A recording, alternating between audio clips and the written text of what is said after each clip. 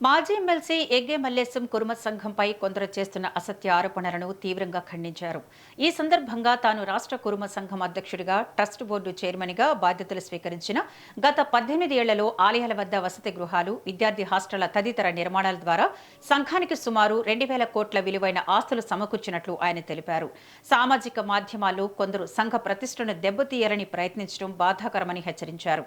సంఘ అభ్యున్నతి కోసం పారదర్శకంగా పనిచేస్తున్నామని, ట్రస్ట్ బోర్డు పర్యవేక్షణలోనే అన్ని లెక్కలు నిర్వహిస్తున్నామని చెప్పారు.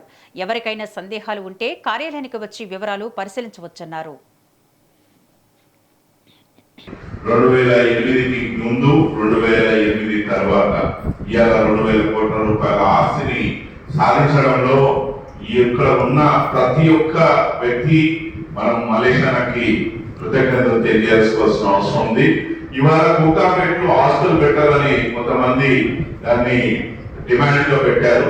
కోకాపేట నుంచి ఆ విద్యార్థి సిటీకి వచ్చి చదువుకుంటే కనీసం 3 నుంచి 4,000 రూపాయలు ఖర్చు అవుతుంది దానికి. సో 2 గంటలు ప్రయాణం చేసేసి మళ్ళీ 2 గంటలు ప్రయాణం చేసి అక్కడికి వెళ్తే కష్టం అవుతుంది. ఇవాళ అక్కడ వచ్చే రెంట్స్ కానివ్వండి, మన్సరాబాద్ వచ్చే రెంట్స్ కానివ్వండి, మొత్తం కూడా వైట్ లో వస్తున్నాయి. ఇక్కడ ఎవరు దోచుకోవడం లేదు, ఎవరు ఇంటికి తీసుకెళ్ళడం లేదు.